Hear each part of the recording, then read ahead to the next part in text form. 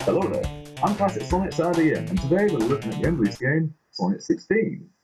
Now this game was based on the Sonic cartoon, Sonic SatAm, which was a show that was on the air on Saturdays and in the morning.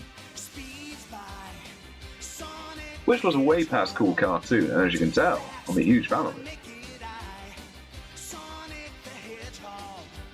There was already a game based on SatAm called Sonic Spinball.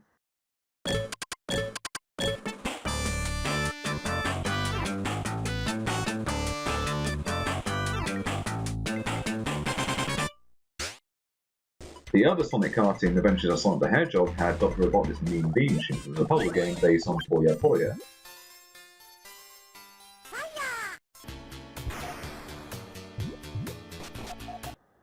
Spinball didn't have much based on the cartoon, other than having a few bandits based on it, as well as some of the cast from the show too. Unfortunately, it was only a few, and they were only in the bonus stage, so if you played like me the first time without seeing the show, you thought, who are these guys? I don't remember that pink thing, I don't remember who that is. Okay. It was not a big thing, they could have done a bit more of the story, but it was mostly a pinball game, you get what I mean. Anyway.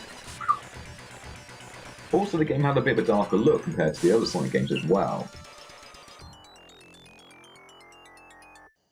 After the game was made, the guys behind it went and started another game, which would be fully based on SatAm. However, things didn't get too far. As you can probably tell, you're not playing, are you? Back in 1993, they showed off a build of it called Sonic 16. Due to being 16 megs or 2 megabytes, which were a Mega Drive game or Genesis game, that was a lot.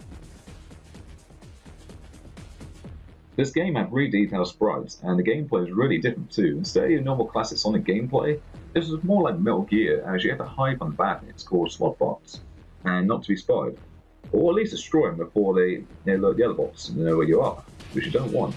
You could shoot rings too to damage them, which is kind of like what the show was. As you see, Sonic wouldn't just go in and stop Robotnik as he normally does in the other games. No. Instead, you see, Robotnik already took over Mobius. And the fact that, well, he's a much bigger threat, it's much bigger. Sonic and the Freedom Fighters, which is the other cast of characters that Sonic teams up with, have to be more careful taking them down, sort of like spies in a way. The game was going to adapt the story into cutscenes too.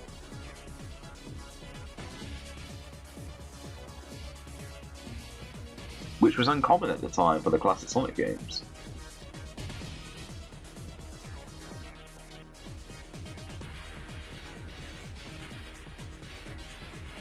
As I mentioned, you had to sneak around and dashing through the stages, like Sonic normally does. However, that's not how this game works.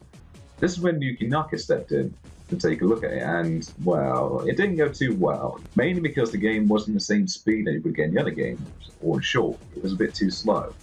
Which is not Sonic, we all know that. Right? Which you can tell from the footage, although I think if they had more time put into the project, they might add faster stages into the game, but I guess we're never going to know. And that's Sonic 16. I hope you enjoyed this video and have a look at my other videos. Until then, see you next time.